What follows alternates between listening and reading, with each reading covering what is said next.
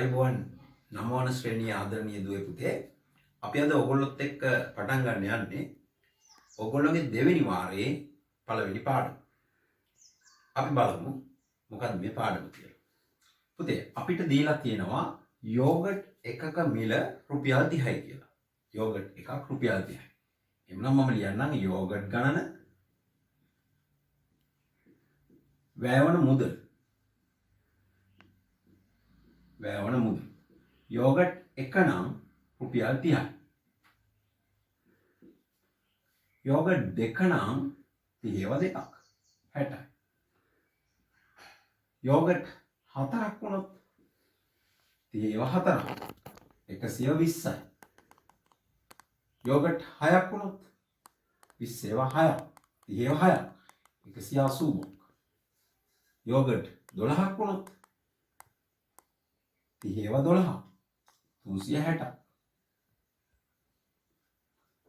Yoghurt 10ක් වුණොත් 30ව 10ක් 300ක්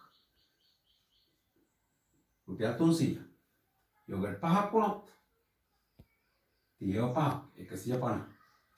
බලන්න යෝගට් 3ක් වුණොත් රුපියල් 30ව 3ක් 90. බලන්න මේ යෝගට් ගණන කියන රාශිය සහ වැයවන මුදල කියන රාශිය එකිනෙකට වෙනස් රාශි දෙකක් නිසා මේ දෙක අතර තියෙන සම්බන්ධය අපි කියන්නේ අනුපාතිකයක් කියලා.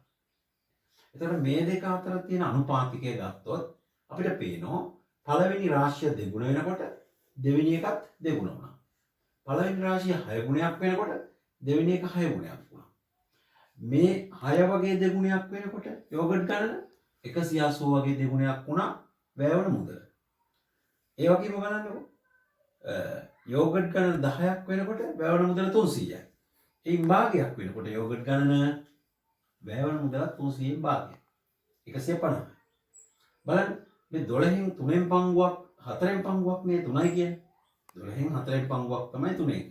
එහෙනම් මේකේ 4න් පංගුවක් වෙලා තියෙනවා. 360න් 4න් පංගුවක් 90.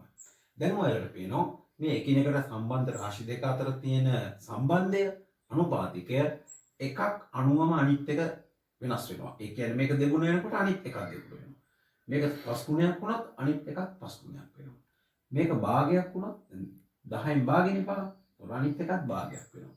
මෙන්න මේ විදිහට එකිනෙකට සම්බන්ධ රාශි දෙකක් අතර අනුපාතය එකම විදිය නම් හැමතිස්සෙම එකම විදිය නම් අපි කියනවා මෙන්න මේ රාශි දෙක අතර තියෙනවා අනුලෝම සමානුපාතයක්.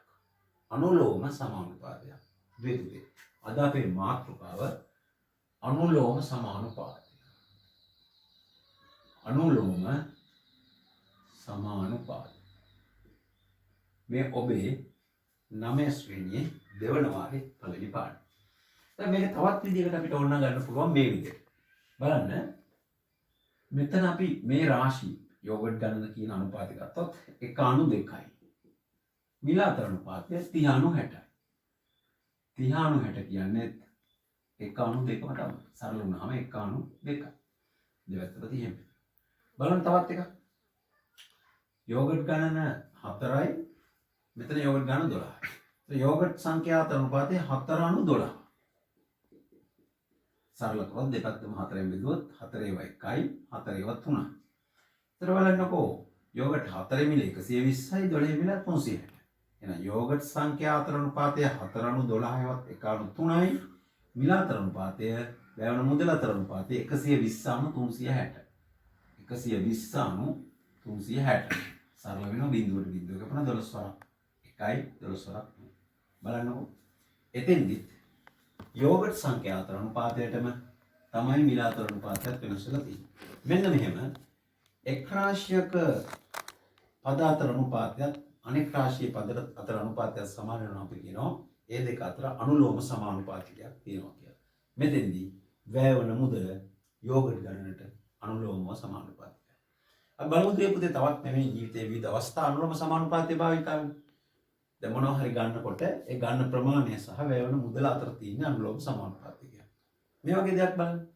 වාහනයක් යනවා මොටර් සයිකලයක් පැයට කිලෝමීටර් 40ක වේගයකින්. පැයට කිලෝමීටර් 40යි. එතන බලන්න පැය එකකදී කිලෝමීටර් 40යි. මේක දෙගුණයක් වුණොත් යන්න පුළුවන් දුර 80 42ක්. මේක 3 ගුණයක් වුණා. පැය 3යි. ගමන් කරන දුර 43ක් 120. එතෙන්දී මෙන්න මේ කාලය වැඩි වෙනකොට 3 ගුණයක් වුණොත් යන්න පුළුවන් දුරත් 3 ගුණයක් වෙනවා. කාලය 10 ගුණයක් වුණොත් පැය 10කදී කිලෝමීටර් 40,10ක් 400. දැන් මේකෙන් භාගයක් වුණොත් කාලය පැය 5ක් වුණොත් යන්න පුළුවන් දුර 45ක් 200.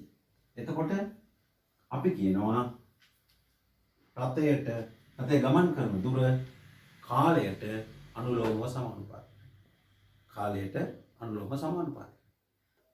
ඒ වගේම දැන් මිනිස්සු වැඩ කරන්න දැම්මොත් අපි හිතමු අපේ වත්තක් සුද්ධ කරන්න අපි දාන මිනිත්තු 5 දෙනෙක්. හරි. එතන මිනිස්සු 5 දෙනෙක් දැම්මොත් ඒගොල්ලෝ කරන වැඩ ප්‍රමාණය වගේ දෙගුණයක් කරන්න පුළුවන් 10 දෙනෙක් දැම්මොත්. මිනිස්සු 10 දෙනෙක් දැම්මොත්. එතකොට තියෙන්නේ වැඩ කරන වැඩ ප්‍රමාණය මිනිස්සු ගණනට අනුලෝම සමානුපාතිකයි. ඡායා පිටපත් යන්ත්‍රයකින් එක මිනිත්තුවකට කොපිස් පිටපත් අපි හිතමුකෝ 10ක් එනවා කියලා. පිටපත් මිනිත්තුවකට පිටපත් 10ක්. එහෙනම් මිනිත්තු දෙකක් වුණත් පිටපත් 20. මිනිත්තු 5ක් වුණත් පිටපත් 50. අන්න අපි කියනවා අපිට ලබාගත හැකි පිටපත් ප්‍රමාණය කාලයට අනුලෝම සමානුපාතිකයි. දැන් මෙහෙම නොවෙනේවත් අපිට හම්බෙන්නේ. දැන් අපි මේ වගේ එකක් ගත්තා. අපි හිතමු අපේ උත්සවයකට අපි ශබ්ද විකාශන යන්ත්‍රයක් හෝන් එකක් ලවුඩ් ස්පීකර් එකක් බලනවා. අපි හිතමු මීටර 100ක් දුරකින් එනවා කියලා. එතකොට එතන අපි ඒ උත්සවයේ ලවුඩ් ස්පීකර් දෙකක් අපි සවි කරොත් ඇහෙන දුර ප්‍රමාණය ටිකක් වැඩි වෙයි. ඒ වුණාට 200ක් වෙන්නේ නැහැ. එකකදී 100යි, දෙකකදී 200යි, ලවුඩ් ස්පීකර් 3ක් බැන්දොත් 300යි, 4ක් බැන්දොත් 400යි. එහෙම වෙන්නේ නැහැ. අන්න අපි කියන එතකොට සවි කරන ලවුඩ් ස්පීකර් ගණනට අනුලෝම සමානුපාතික නැහැ ඇහෙන දුර ප්‍රමාණය. වැඩි වෙන බව ඇත්ත. නමුත් දෙකක් බැන්දම දෙගුණයක් හෙන්නේ. එතන අනුලෝම සමානුපාතිකයක් නැහැ. අපි බැලුවොත් පුතේ ගෙදරක දවන විදුලි ඒකක ගණන සහ විදුලි බිල. අපි විදුලි ඒකක 20ක් දැවුවොත් මාසෙකට අය කරනවා කියලා හිතමු අපි රුපියල් 300ක්. විදුලි ඒකක 20ට රුපියල් 300ක්. එමුනා විදුලි ඒකක 40ක් දැවුවොත් රුපියල් 600 නෙමෙයි. මොකද අර වැඩිපුර දවන ඒකකෙන් ඒකකයට යම්කිසි සීමාවකින් පස්සේ අය කරන මුදල වැඩි වෙනවා. ඒ නිසා හරියට බැලුවොත් අපේ ගෙදර විදුලි බිල දවන විදුලි ඒකක ගන්නට අනුලෝම සමානුපාතික නෑ දුවේ පුතේ. එතන එහෙම වෙන්නේ නෑ. වැඩියෙන් දවන්න අය කරන මුදල ඊට වඩා වැඩියෙන් වෙනවා. අපි ගත්තොත් සමචතුරස්‍රයක පැත්තක දිග. අපි හිතමුකෝ සමචතුරස්‍රයක පැත්තක දිග සෙන්ටිමීටර් 5යි. එතන වර්ගඵලය 25. හරිනේ? දැන් මේක දෙගුණ කරනවා. සමචතුරස්‍රය පැත්තක දිග 10යි.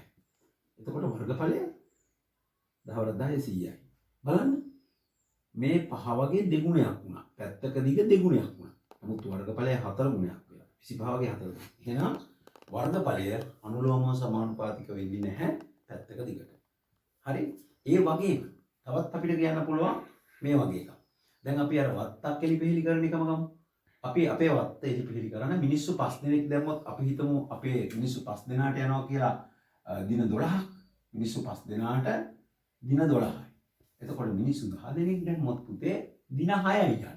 ඒක වැඩි මිනිස්සු දාන්නේ. ඉක්මනට ඉවර කරන්නේ. එතෙන්දි දින්නේ කියන්නේ අනිත් පැත්ත.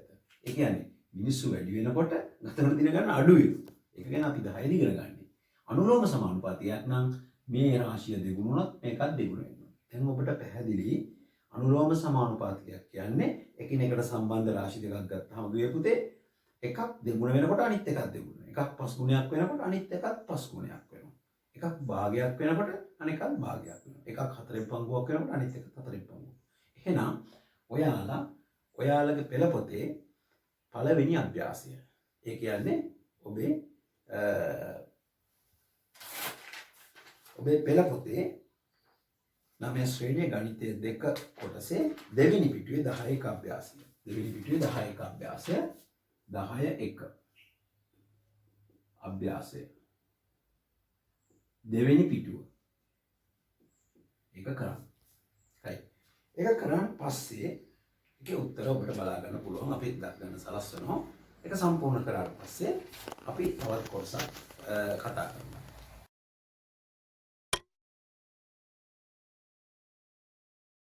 Subscribe now and press the bell icon. Never miss an update.